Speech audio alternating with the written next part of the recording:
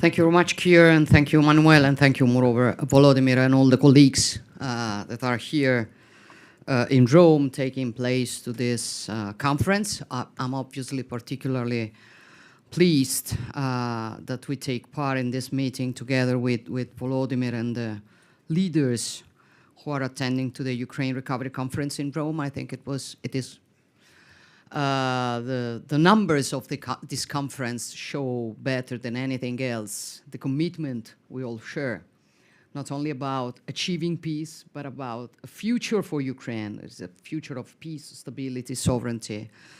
Well, the group has long been discussing our shared commitment to ensuring Ukraine a perspective of peace and security. I believe, obviously, that the Ukraine Recovery Conference is part of this work that we do together, the work that we are doing to enable Kyiv to restart economically and to rebuild what has been destroyed by more than 3 years of senseless war is an integral part of the efforts that we discuss in this table.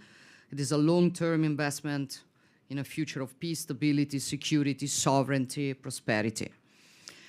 Obviously, our efforts are complementary to those of the US administration in building the just and lasting peace which Kyiv has so often shown it desires more than anybody. Western unity, as I've been saying many, many times, is fundamental, and therefore I'm particularly glad that President Trump's special envoy for Ukraine, General Kellogg, and Senators Graham and Blumenthal joined the Ukraine Recovery Conference, but also for the first time this meeting and this table. And I'm quite proud it happens in Rome, so thank you for being here. With these relentless and increasingly massive bombings of civilian targets, Russia, on the contrary, does not show any willingness to make any progress. For this reason, alongside the necessary support to Ukraine, I do agree on the fact that we must also increase pressure on Moscow, so to achieve as soon as possible a ceasefire that will finally make way for diplomacy. This is the debate we are going to do today. But as always, we have to remind that it only can happen thanks to deterrence. It only can happen thanks to deterrence. As anyone who's not naive perfectly understand, it's not about a good mood that we can have towards Russia. It is about what we can do to really make pressure and deterrence.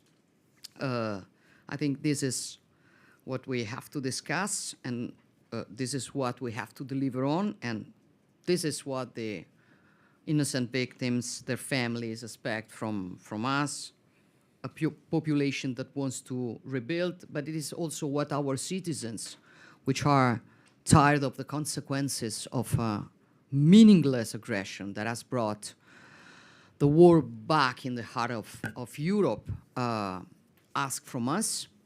As you know, and as you see with this conference this morning, you can always count on Italy at 360 degrees.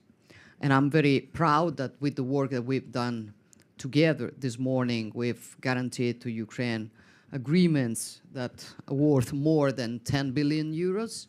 So thank you all, colleagues, and thank you also the private sector that decided to help us and the organizations that participated. And I stop. Thank you, Keir.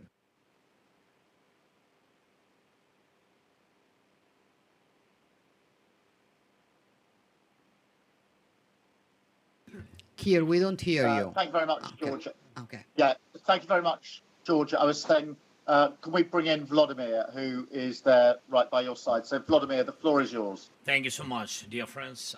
I'm glad to see you all, of course. Keir, Emmanuel, you're in London today. Georgia, thank you for hosting the coalition in Rome. Thank you so much.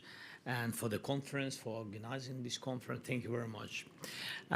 General Kellogg, Senators Graham and Blumenthal, thank you so much. Georgia already said about it.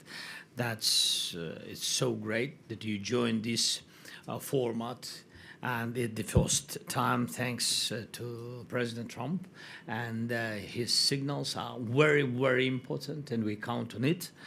And I'm sure that in the future we will develop the coalition of the willings together, and this is important. We are now, dear friends, in the middle of the year, and the first half has made many things clear.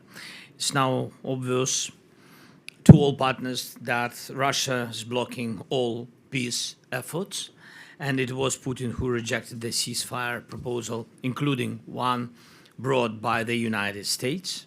Second, we see that Russia is not only pushing on with attacks at the front and trying to expand the war, but also still putting huge resources into weapons production.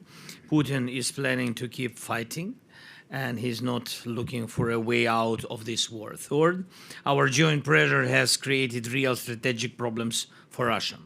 Sanctions are working, and thank you very much. Thanks for all the packages of European Union. Thank you, Antonio. Thank you, Ursula, very much for this. And we very count, and I think we will speak a little bit later with our American friends. We need such strong sanctions from the United States, and because of these sanctions, I think Russia has no good future.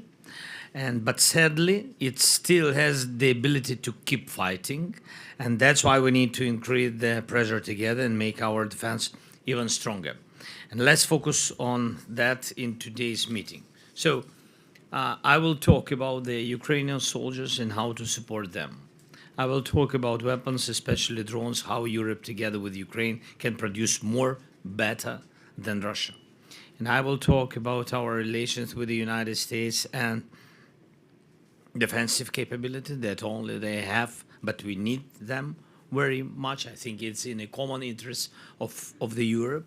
And of course, I will talk about how we are working on real security guarantees. That what Keir and Emmanuel mentioned already at the very beginning of our meeting. Thank you. And the rest of the details will be shared in a closed format. And thanks to all the leaders who are online, VDC and here, yes, joined in our meeting. Thank you very much, Volodymyr. And let's